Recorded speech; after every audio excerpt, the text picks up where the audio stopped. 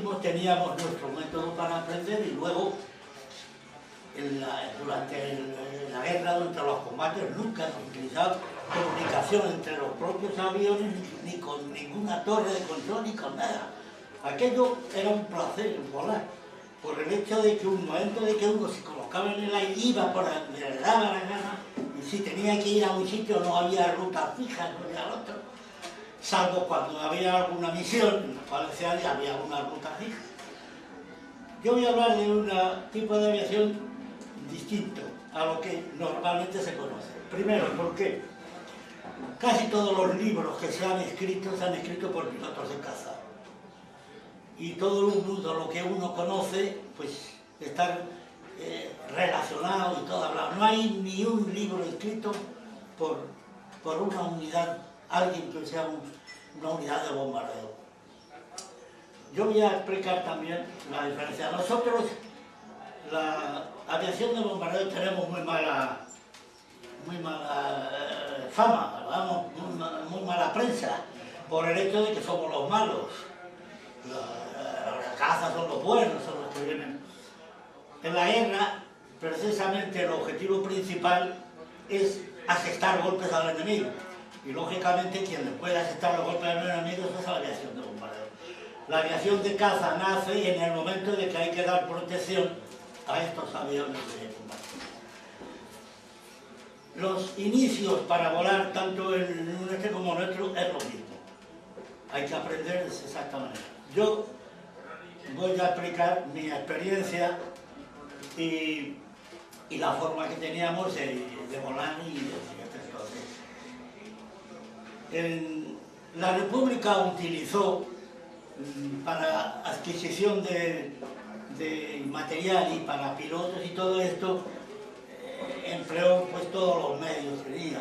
Se compraron aviones que luego no dieron resultado, los pilotos se hicieron pilotos en Francia, aquí y allí, que luego no dieron resultado ninguno, y cuando de verdad se recibió material que de verdad valía, era cuando los rusos mandaron, con motivo del 7 de noviembre, el 7 de noviembre me cogió a mí en Madrid, y el 7 de noviembre, estoy hablando del 7 de noviembre porque fue cuando las tropas de Franco se acercaron hasta la misma... Me cogió a mí en Madrid haciendo unos cursos de radio. Mi profesión había sido la radio siempre. Y yo estaba haciendo unos cursos para incorporarme, estaba en el regimiento de transmisiones para tomar parte en la... mi aportación en la guerra fue voluntaria. A mí todavía ni me correspondía ni lo otro. Todos mis amigos fueron al frente y cuando las tropas llegaron a Madrid, todo el pueblo de Madrid, quien defendió de verdad Madrid, fue el pueblo de Madrid. Coincidió con la llegada de las brigadas internacionales y el material que venía de la Unión Soviética, que como aquí ellos mandaron material, a la vez mandaron pilotos, lógicamente. Y la República, el gobierno de la República entonces mandó a hacer pilotos para reemplazar a los pilotos que estaban. Entonces la Unión Soviética creó una escuela que estaba situada en Azerbaiyán, en el Transcáucaso. La situación de la escuela, que era conocida por muchos de ustedes, era en Kilovoat, la escuela de Kilovoat. El motivo de que la escuela estuviera situada en el Cáucaso no era otro más que condiciones climatológicas. Es decir, que el paralelo que pasa por allí aproximadamente es el mismo que pasa aquí por Valencia o Extremadura. Por lo tanto, las variaciones climatológicas pues serían las mismas, porque en la Unión Soviética las escuelas principales y todo esto no estaban situadas en el Cáucaso, estaban situadas en otros puntos, pero la climatología era muy adversa para nosotros y nosotros teníamos que hacer unos cursos rápidos. Es decir, un curso de 3 años teníamos que hacerlo en 6 meses. Luego lo hicimos en menos, lo hicimos en 5. Trabajamos, el trabajo era intensivo, no vamos a explicar ahora porque Entonces la escuela en la cual nosotros aprendimos no era una escuela oficial, una escuela de aviación, estaba todo improvisado. Allí, la parte en la cual se eligió, que es el transcaucaso entre el Mar Negro y el Mar Caspio, el terreno es plano, como están unas esplanadas, y allí no se hizo nada más que acotar, meter unos hangares, que todo eran con lonas, con otro tal, y el edificio que había en Quiroga tampoco era una escuela, era un edificio que era allí, que me parece que era de un instituto o algo de eso, y ahí se fundó la escuela. Resumidas cuentas, lo más importante de esto fue la organización, que los rusos se han distinguido siempre porque han sido muy precisos. Ellos han estudiado, cuando enseñaban algo, han estudiado cuál era de la mejor manera de hacerlo, y cuando ellos han analizado y han visto aquí, lo han enseñado así. No digo más que nos enseñaban para subir al avión, decían, la mano derecha aquí, la izquierda aquí, el pie derecho aquí y el otro para subir al avión. ¿Qué cosa más idiota? La cojo, pego un salto y me meto en la cabina, pero no, señor. Te enseñaban aquí, aquí, así y así. Cuando ya tú habías subido muchas veces, te dabas cuenta de que era la mejor forma de subir. Habían estudiado hasta todo. Eran muy meticulosos. Teníamos, en cuanto a ingenieros, instructores, lo que tal era lo mejor que tenían, sabían los resortistas, eran fantásticos. Entonces voy a explicar el sistema. La forma de vuelo ya he dicho que no tiene nada que ver con ahora. Hay que tener en cuenta que estamos hablando de casi un siglo atrás, que son 70 años, porque desde el 36, los que teníamos en 20 años, cuando empezó la guerra, son los que te lo vamos a hacer 90 ahora. O sea, casi, si lo mira uno bien, son 70 años, casi un siglo que vamos a traer. Ha cambiado mucho todo. La organización era muy rigurosa, el trabajo con objeto de sacar rendimiento al personal y que estuviese para enseñarle y que estuviese, era el único medio que se podía hacer, era estando interno. Allí no salíamos a la calle. Allí, una vez que nos metimos, es muy largo de contar todo y estoy extractando, estoy resumiendo bastante. El medio que había de esto era en un plan interno. Allí estábamos internos el edificio, ya digo que no había ni comedor, ni incluso váteres, servicios. Los servicios se improvisaron en el patio, se hicieron, y por la noche si tenían una necesidad de eso, pues había que bajar y trabajar al patio. O sea, todo improvisado. En cambio, las aulas, las clases, lo otro y tal, eran de primerísima calidad. O sea, era lo mejor que tenían, y los ingenieros y todos igual, exactamente. Organización. En el plan interno no digo más que yo recuerdo que no había tampoco habitaciones ni celdas, eran unas naves diáfanas, y las camas puestas a los lados con unas taquillas y todo. Cada cual tenía la asignación de su cama, su taquilla, ¿no? Y recuerdo que tocaba un timbre que había aquí a las 3 de la mañana. A las 3 de la mañana nos levantábamos. Claro, hay que tener en cuenta lo siguiente, eran las 3 horas meteorológicas, o sea, quiere decirse que como llevamos 2 de adelanto, respondería a las 5 de la mañana de ahora. Pero desde ese mismo momento, nada más levantarse, o sea, se empezaba desde el momento, a los 5 minutos de haber tocado el timbre, teníamos que estar abajo, a los 5 minutos justos, así decían esto y tendría que ser así, a los 5 minutos justos formados abajo para una tabla de gimnasia. A los 5 minutos tenía uno que haber dejado la cama, no solamente levantado, la cama hecha, las botas, todo colocado impecable, y estar abajo. Pero eso era imposible, eso se hace. se consiguió. Al principio, nada, no les importa. Total, en 5 minutos estamos abajo. Nada más hacer una tabla de gimnasia a la ducha. Después de la ducha, afeitado. En aquella época nos afeitábamos una vez a la semana o dos, como mucho. Porque además a mí también era o jueves o domingo, o una vez a la semana. Estoy hablando de la deuda de hace casi un siglo. Y allí fue donde nos obligaban a afeitarnos diariamente. Nos pasaban revisión, otro de tal, inmediatamente de esto, después de esto, de toda la general, la ducha, y después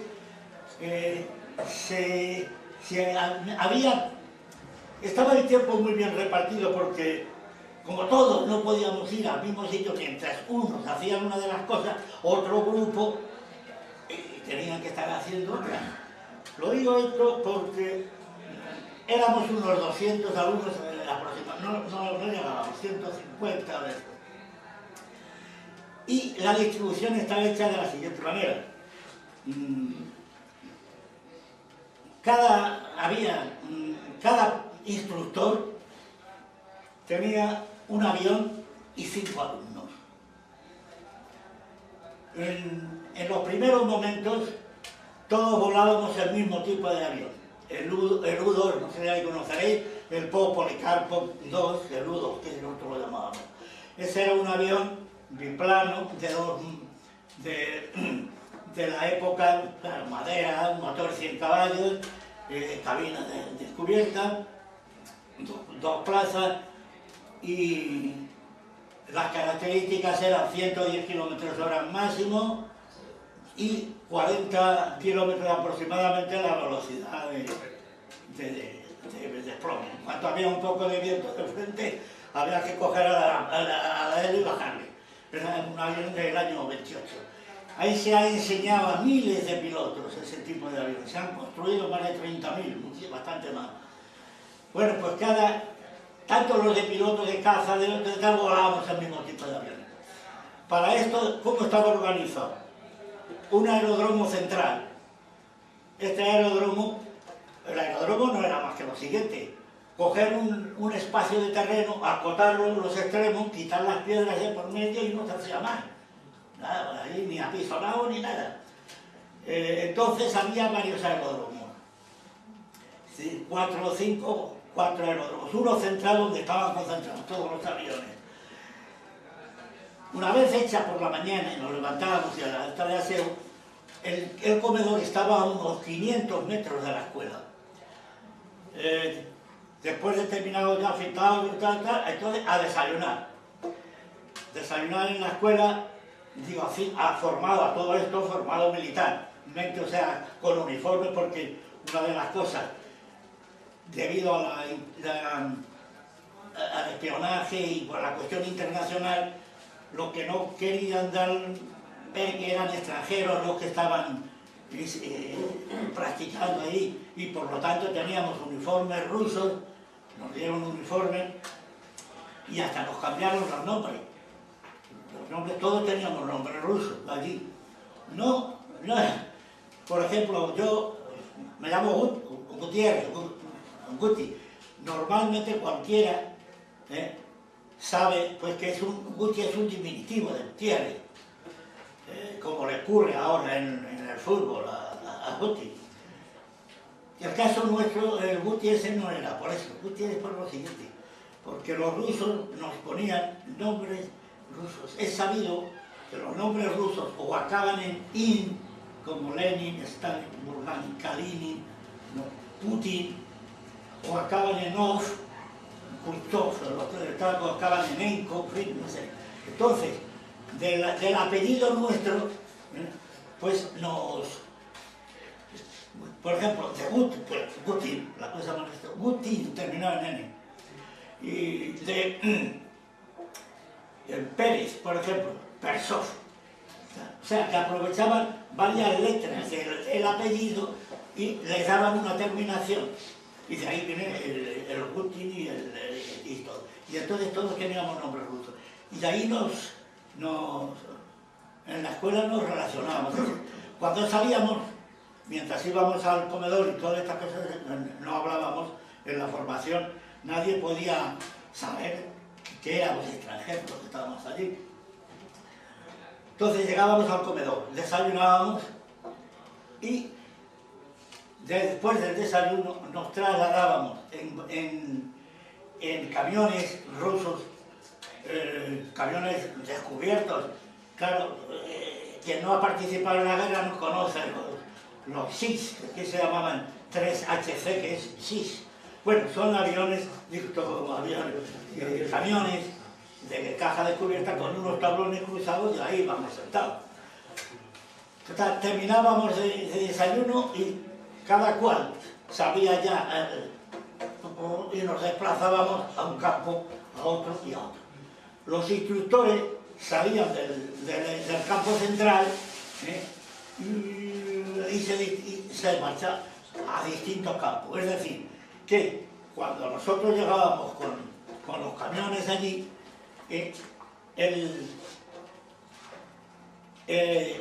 los aviones de los instructores llegaban. Cuando empezábamos los vuelos amanecía. Después de todo esto amanecía entonces. O sea, que al amanecer empezábamos los vuelos. Entonces, habíamos llegado a los distintos aeródromos. En un principio, como no había distinción todavía de los que iban a ir a caza o los que iban a ir a bombardeo ni nada, todos volábamos lo mismo. Es decir, el sistema de aprendizaje era el mismo. Luego venía una especialización, que eso vendría ahora después. ¿De qué dependía? El que a uno le mandase a los otros, pues en gran parte, según el instructor, tenían mucha psicología y según iban aprendiendo la forma, el carácter, la forma de total, mandaban a uno gente más impulsiva, otros más esto, otros más cerebral, otros gente más... Eran los que seleccionaban para luego ir a caza o a bombardeo. Pero de momento todos volábamos lo mismo.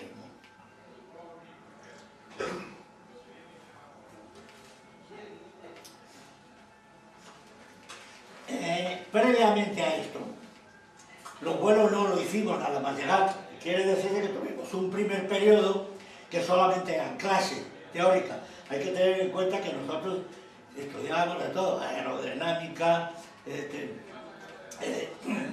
diseño de aviones, motores, instrumentación de vuelo, paracaídas, meteorología, ametralladoras, de tiro fijo, tiro aéreo, de aire a tierra, en fin, hacíamos de todo. Las armas las teníamos que de arriba a abajo y con los ojos cerrados montarlas y desmontarlas. Y no íbamos a tocar las armas nosotros. Era obligación el que tuviésemos unos conocimientos muy completos. Y esto, primeramente, una vez ya, que ya con los vuelos empezamos, pues un tiempo después de haber llegado. Cuando empezábamos los vuelos, nosotros ya teníamos muchos conocimientos de muchas cosas. Quiere decir que ya sabíamos cómo volaba un avión y todo esto, antes de sentarnos en la cabina. En el primer momento, el profesor, que tenía 5 alumnos, no podía atender a 5 a la vez. Tenía que estar con uno, que era el que le podía llevar. Mientras los otros, había allí, no eran barracones, eran cajas de madera, en donde iban los aviones de los Katyusha con unas tablas cruzadas, y ahí dentro se daban clases. Quiere decir que mientras el instructor estaba allí, el otro alumno que tenía el instructor no estaba mirando a ver qué es lo que estaba haciendo. Ese estaba allí y estaba siguiendo con clases con otros instructores, o sea, con otros profesores. De esa forma, cuando bajaba, otro subía, el otro tenía... No podíamos perder ni un minuto de tiempo. Tanto es así que para no distraer la atención de nuestra en la escuela, la dirección de la escuela decidió no entregarnos la correspondencia. A nosotros nos obligaban a escribir todas las semanas una carta a la familia. El tiempo allí eran 5 días de trabajo y 1 de descanso, ¿no? Eran 6, 7, eran 5 trabajos y uno descanso. era día primero, segundo, tercero, cuarto y descanso. Las cartas nos obligaban a escribir una carta, venga, una para la familia, con el objeto de que supiera nosotros cómo estábamos. En cambio, las cartas que se recibían de la familia no nos las entregaban. ¿Por qué? Pues sencillamente por una razón. Lo lógico sería que recibiéramos muy malas noticias, porque el país estaba en guerra, el que más y el que menos iba a recibir noticias de que tu hermano ha muerto en el frente, el otro esto, el otro en un bombardeo. Si recibimos una carta, en esta, lógicamente, empezamos a dar vuelta y ya nos había perdido la atención. Nosotros teníamos que estar concentrados en lo que estábamos haciendo. Efectivamente, cuando acabamos el curso, cuando ya terminamos, nos entregaron todas las cartas juntas a cada uno. Y ahí se dio un caso curioso, como a mí, que cuando yo recibo todas las cartas resulta que me había dejado la novia. Ya me ha dejado, porque la novia, cuando yo ingresé en la aviación, a ella no la sentó nada bien. Dijo, pues elige entre la aviación o yo. Pero bueno, pues bien. La cuestión es que, de verdad, que fue así. Claro. Y yo iba a cambiar la aviación por la novia, eso de hablar. Bueno, la cuestión es la siguiente. Esto estoy explicando el por qué la expedición que se mandó a la Unión Soviética fue la que de verdad rindió esto. Primero, por los sistemas de enseñanza, sistema de trabajo, el trabajo, la disciplina, porque la disciplina no la imponían ahí, se la iba uno asimilando poco a poco. Allí no obligaba a nadie al otro, pero le convencían de que había que hacer las cosas conforme se decía, que lo otro de tal, y efectivamente, pues poco a poco nosotros nos íbamos metiendo en el trabajo que estábamos haciendo. Y la prueba de ello es que de todo el personal que fue allí, todo el mundo fue aprovechable.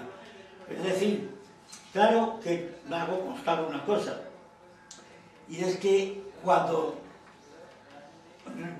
claro, es muy largo de contar todo, cuando solicitó la República pilotos para mandar resulta que solicitaban, querían hacer 150 pilotos, según. Entonces se publicó en el boletín oficial y en tanto en todos los periódicos de Madrid, en que quien quisiera que solicitara una estancia total, resumidas cuentas, nos presentamos 5.000 para 150 plazas. Quiere decirse con esto que antes de enviarnos a la Unión Soviética, a nosotros ya nos habían seleccionado tanto culturalmente como físicamente como nosotros. Estábamos ya, digamos, bien cribados. Habían quitado a todos.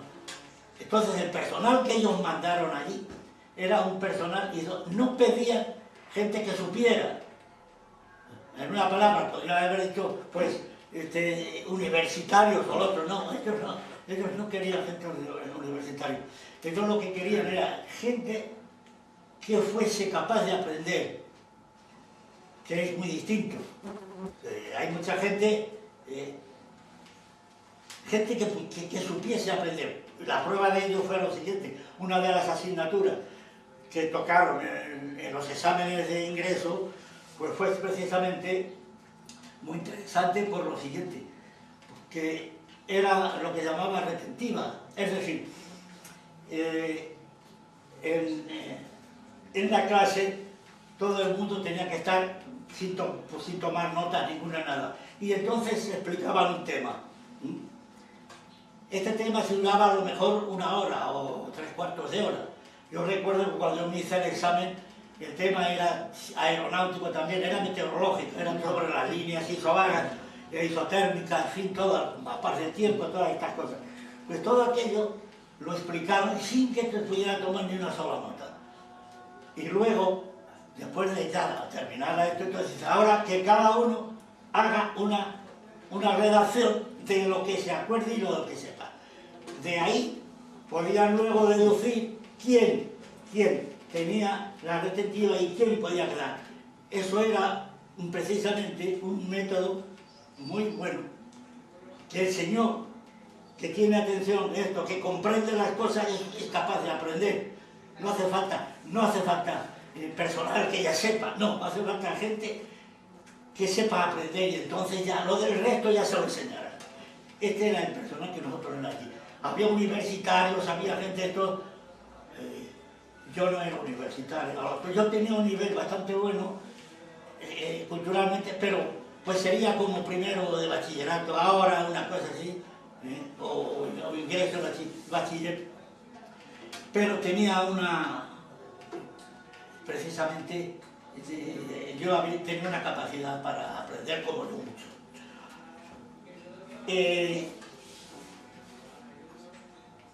Vamos a estudiar ahora la forma del sistema de vuelo. Empezamos volando, como ya hemos dicho, el U-2. La primera vez que yo me coloqué en un avión con el instructor, me metió parte aquello, mi atención más que algo que iba haciendo era el suelo. A ver, yo ver aquello, ver todo aquello, para mí era una cosa nueva y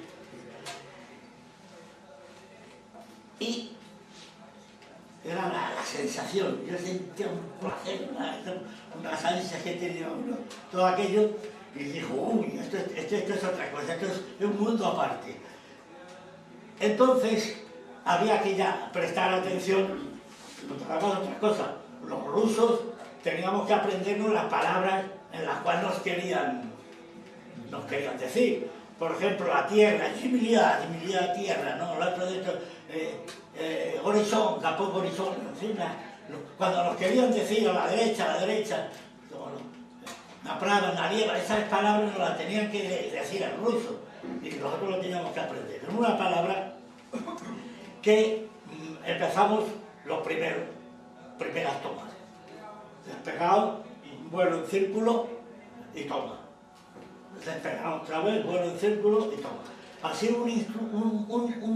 el instructor con un alumno, pues daba 5 o 6 vueltas y todo, mientras tanto los otros estaban todos. Se bajaba venía otro y a sustituirle. Este era el plan de vuelo. Esto era una rutina, cada cual. En el vuelo era mucho más importante volar muchas veces, o sea, muchos pocos, a mucho de una vez. Se aprende más, poco a poco, por ejemplo, muchas veces y un poquito, más que un trago, atragantarse, todo eso, ¿no? Se va aprendiendo mejor. Y de esta forma fuimos hasta que teníamos ya la capacidad de soltarnos, que ya el instructor sabía cuándo, pues decía, bueno, pues ahora vas a volar todo. Aproximadamente venían a ser en unas